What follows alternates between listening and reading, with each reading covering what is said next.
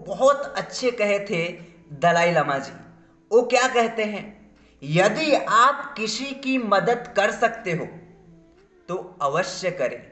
यदि किसी की मदद नहीं कर सकते हैं तो कम से कम उन्हें नुकसान ना पहुंचाएं। कितना कमाल का चीजें कहे हैं, सोच करके देखिए। अरे अगर आप किसी की मदद नहीं कर सकते हैं, ठीक है, उसके बाद आप उसको नुकसान करने की बात भी कैसे कर सकते हो? आप क्या अधिकार है कि आप उसको नुकसान पहुंचाएंगे? क्यों ही अधिकार है आपको? तो इसीलिए आपको सही संगति रखना बहुत इंपॉर्टेंट है। और मैं यहां पे बात कर रहा हूं ना नुकसान पहुंचाने का, हमेशा याद रखिएगा, बस नुकसान फिजिकली तरीके से नहीं पहुंचाया जाता है। आज के टाइम में ज्यादा ना आपको मेंटली टॉर्चर की लोग क्या सोचेंगे ये भी मैं ही सोचूंगा तो लोग क्या सोचेंगे, है ना कमाल का। तो लोगों का प्लान क्या सोचता है, क्या कहता है, क्या नहीं करता है, वो छोड़िए। मैं एक बड़ा साधारण सा उदाहरण देता हूं लोगों के ऊपर। अगर मान लो, hello friends, welcome to my channel. दोस्तों, आज मैं बात करूंगा लगन की, डेडिकेशन की। यानी कि कोई भी कार्य पे, चाहे वो स्टडी हो, चाहे आपका लक्ष्य किसी भी लक्ष्य को लेकर के हो, चाहे फिजिकल हेल्थ को लेकर के हो, चाहे मेंटल हेल्थ को लेकर के हो, चाहे स्पिरिचुअल हेल्थ को लेकर के हो, किसी भी क्षेत्र में सफलता पाने के लिए आपको लगन की आवश्यकता होती है, आपको डेडिकेशन की आवश्यकता होती है, आपको लगातार काम करने की जरूरत होती है। और इसके दौरान आप लगातार काम कर रहे हो, इसके दौरान भी आपको कई बार असफलता का सामना करना पड़ेगा।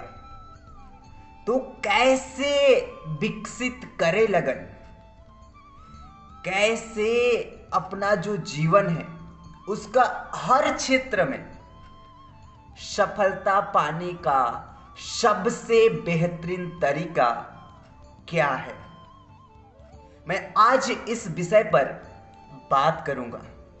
और सबसे पहले समझने का प्रयास करेंगे कि जो बातें मैं कह रहा हूं ये बातें सत्य पे आधारित है या फिर कहीं से कॉन्सेप्ट बेस्ड है या रियलिटी बेस्ड है, इसको देखने का कोशिश करिएगा। सबसे पहली पॉइंट पे मैं आ जाता हूं। पहला पॉइंट है, आप जो भी करना चाहते हो, आपका जो भी लक्ष्य है, उसके प्रति आपकी प्रबल इच्छा होनी चाहिए। आपका डीपली डिजायर होना चाहिए कि नहीं, मुझे ये पाना है, मुझे ये करना है। और ये बस आपके दिमाग में, आपका माइंड में, आपका सोच में बस नहीं होना चाहिए। ये होना चाहिए आप अपना पर्सनल डायरी पे या पेन पेपर पे लिख करके रखिए कि आपकी प्रबल इच्छा क्या है। आपका एक निश्चित इच्छा होना चाहिए कि नहीं, मुझे ये करना चाहिए। पहला पॉइंट ये था। दूसरा पॉइंट जो है, उसको जो भी आपने लिखा, जो भी आपने लक्ष्य बनाया, उसको पाने के लिए आपके पास एक निश्चित योजना होनी चाहिए, उसका प्लानिंग होना चाहिए। प्लान होना चाहिए आपके पास कि नहीं, मुझे इस तरह से ये करना है, ऐसे ऐसे करके करना है।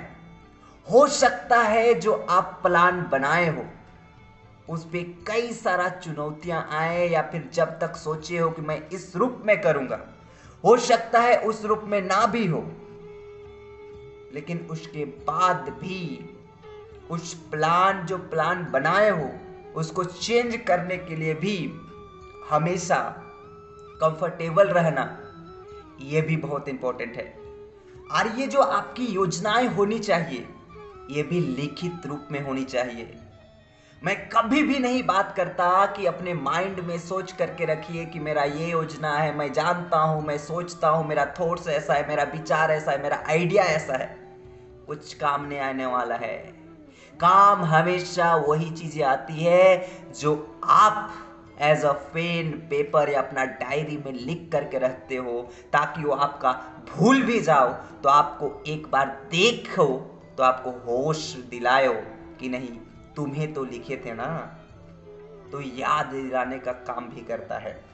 तो दूसरा पॉइंट का मैंने बात किया, वो आपके पास लिखित योजना होनी चाहिए।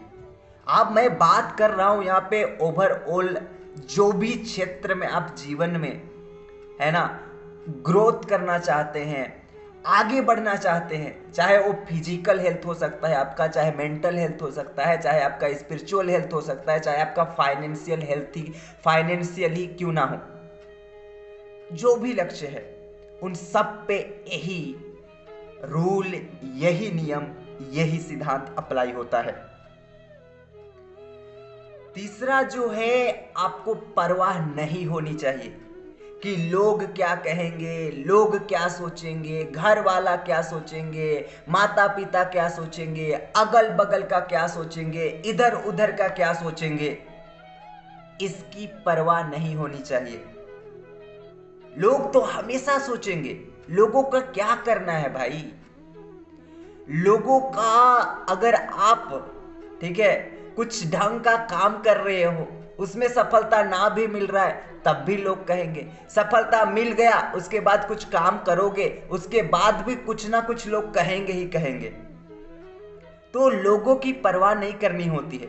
जब लक्ष्य बन जाता है, उसके बाद जो है योजना बन जाती है, तो लोगों की परवाह नहीं होनी चाहिए। लोगों का सोचना नहीं है। लोगों को देख करके ये मत कहिए कि नहीं, कि लोग क्या सोचेंगे, लोग क्या कहेंगे, लोग मेरे बारे में क्या सोच रहे होंगे, इसकी चिंता नहीं करनी होती है। अगर आप ज्यादा लोगों को लेकर के, ठीक है, जिसको एक तरह से कहेंगे आलोचना का जो डर है, क्रिटिसाइज का जो आपके अंदर डर है, तो ये बहुत बड़ा फेलियर का लक्षण है आपकी जिंदगी में। तो इसकी परवाह नहीं होना चाहिए। वही एक कोट नहीं है, बहुत अच्छा कोट है इसके ऊपर, कि लोग क्या सोचेंगे ये भी मैं ही सोचूंगा, तो लोग क्या सोचेंगे, है ना कमाल का। कहा जा रहा है कि लोग क्या सोचेंगे ये भी मैं ही सोचूंगा, तो लोग क्या सोचेंगे, है ना कमाल का। तो लोगों का प्लान क्या सोचता है, क्या कहता है, क्या नहीं करता है, वो छोड़िए। मैं एक बड़ा साधारण सा उदाहरण देता हूं लोगों के ऊपर। अगर मान लो आप तैयारी कर रहे हो ना, और तैयारी के दौरान अगर आपका सिलेक्शन नहीं हो रहा है ना, तो लोग बोलेंगे अरे थोड़ी ना पढ़ रहा होगा, टाइम पास कर रहा होगा, लड़कीबाजी कर रहा होगा, इधर उधर बर्बाद कर रहा होगा समय, गलत चीजें देख रहा होगा, गलत चीजें सुन रहा होगा, ये कहेगा। जैसे ही मान लो सिलेक्शन हो जाता है, अब सिलेक्शन के बाद काम में जाओगे ना, तो उसके बाद जो कमाओगे ना, तो अरे नहीं किस्मत में था इसका, तो इसीलिए हो गया, ई हो गया, वो हो गया। फिर उसके बाद बोलेगा कि लोग नहीं, अब पढ़ लिख लिया, नौकरी भी कर रहा है, कमा भी रहा है, तो अब शादी ब्याह कर लेगा। तो कब शादी करेगा, शादी के बारे में क्वेश्चन करने लग जाएंगे। फिर शादी करोगे, उसके बाद बच्चा नहीं होंगे, तो उसके बारे में भी लोग कहने लग जाएंगे अरे बच्चा नहीं हो रहा है, इसकी बीबी कैसी है, ई है वो है। तो लोगों का क्यों सुनना है भाई। अगर आपको पता है आपका जिंदगी का उद्देश्य क्या है, आपको पता है आपका जिंदगी का लक्ष्य क्या है, तो आप आगे बढ़िए ना। लोगों का परवाह मत करिए, इतनी परवाह नहीं की जाती लोगों की। उसके बाद जो है लास्ट पॉइंट की मैं बात करूंगा, वो है आपको सही संगति रखना पड़ेगा। जी हां, आपको सही संगति रखना पड़ेगा। अगर आप गलत लोगों के साथ रहोगे तो आपका जिंदगी तो भाई नष्ट होना निश्चित है। ये लोग ना अपना अहंकार में आकर के बहुत बड़े बड़े डिंगते हैं, बड़े बड़े हाँकते हैं, नहीं मेरे को कोई प्रभाव नहीं पड़ता है, मैं इतना स्ट्रोंग हूं, इतना मजबूत हूं, ई हूं, पता नहीं। भाई धीरे धीरे पड़ेगा, जैसे नहीं होता है कि मान लो एक बोरी आलू है और एक बोरी आलू में एक आलू सड़ा है, और उस बोरी के अंदर हो सकता है हजारों आलू है, उसमें से दो चार आलू ऐसा फड़फड़ा रहा हो या चिल्ला रहा हो कि मैं तो नहीं सड़ूंगा, मैं तो नहीं सड़ूंगा, मैं तो नहीं सड़ूंगा। लेकिन वो आलू कितना भी चिल्लाता रहे कि मैं नहीं सड़ूंगा, लेकिन धीरे धीरे धीरे धीरे करके उनके पास भी वो संगति पहुंचेगा और एक दिन वो भी सड़ेगा। तो इसी तरह हम लोगों की संगति भी होती है। कई सारे संगति को इसीलिए ध्यान में रखना पड़ता है, इसीलिए विशेष रूप से संगति महत्वपूर्ण रहता है कि हम जो चीजें कर रहे हैं, अगर उस चीजों को लोग समझने वाले नहीं हैं, आप जो सपोर्ट करने वाले नहीं हैं, आपको हतोत्साहित कर देते हैं, तो आप आगे नहीं बढ़ पाएंगे, है ना। आप आगे नहीं बढ़ पाएंगे। और ऐसे लोगों को मेरा जो कहना होता है ना, एक बहुत मैं अच्छी तरह से जवाब देता हूं। वो क्या है, एक कोट है जो दलाई लामा जी बहुत बढ़िया कहे हैं। यदि मुझे सबसे अच्छा जो कोट लगता है वो लगता है दलाई लामा जी का। एक कोट है वो बहुत अच्छे कहे थे दलाई लामा जी। वो क्या कहते हैं, यदि आप किसी की मदद कर सकते हो तो अवश्य करें, यदि किसी की मदद नहीं कर सकते हैं तो कम से कम उन्हें नुकसान ना पहुंचाएं। कितना कमाल का चीजें कहे हैं, सोच करके देखिए। अरे अगर आप किसी की मदद नहीं कर सकते हैं, ठीक है, उसके बाद आप उसको नुकसान करने की बात भी कैसे कर सकते हो? आप क्या अधिकार है कि आप उसको नुकसान पहुंचाएंगे? क्यों ही अधिकार है आपको? तो इसीलिए आपको सही संगति रखना बहुत इंपॉर्टेंट है। और मैं यहां पे बात कर रहा हूं ना नुकसान पहुंचाने का, हमेशा याद रखिएगा, बस नुकसान फिजिकली तरीके से नहीं पहुंचाया जाता है। आज के टाइम में ज्यादा ना आपको मेंटली टॉर्चर किया जाता है। ऐसे बातें आपको कहा जाएगा, ऐसे चीजें कहा जाएगा, ऐसे वर्ड्स कहा जाएगा आपको, जिससे आप सुनोगे और मेंटली आप ना उस चीज को सोच करके ओवर थिंकिंग करके परेशान हो जाओगे, जिसको मेंटली परेशान होना कहेंगे। जैसे कि आप कोई मानते हो, आप कोई सच्चाई है, आप जानते हो कुछ सत्य के मार्ग पे आप चल रहे हो, तो उस तरह से उस आपकी जो साइकोलॉजी है, आपका जो माइंडसेट है, उसको क्वेश्चन करेगा। इस तरह से आपको साइकोलॉजिकली टॉर्चर पहुंचाने का कोशिश किया जाएगा। तो नुकसान पहुंचाने का मतलब मैं यहां पे बस ये बात नहीं कर रहा हूं कि आपको फिजिकली नुकसान पहुंचाया जाएगा, आपको मेंटली भी साइकोलॉजिकली भी नुकसान पहुंचाते हैं आज के समय में लोग। इसीलिए पहले के जमाने में ना सत्संग का बहुत ज्यादा इंपॉर्टेंट था हमारा सोसाइटी में, हमारा समाज में। क्यों सत्संग? सत्संग का मतलब क्या होता है कि सत्य के संग, मतलब कि सत्य जो सच्चाई है, सच्चाई के संग रहना। इसीलिए सत्संग का एक्चुअल में मतलब होता है। इसीलिए इतना ज्यादा इंपॉर्टेंस दिया जाता था, इसीलिए इतना महत्व था सत्संग का।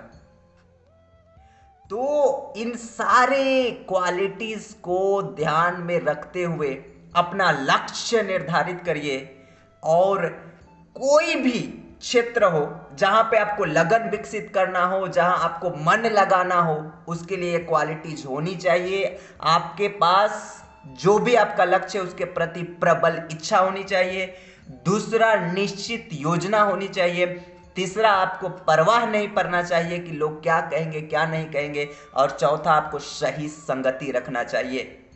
यही पूरे जिंदगी के किसी भी क्षेत्र में सफलता पाने के सबसे बेहतरीन तरीका में से एक हो सकता है आपके लिए।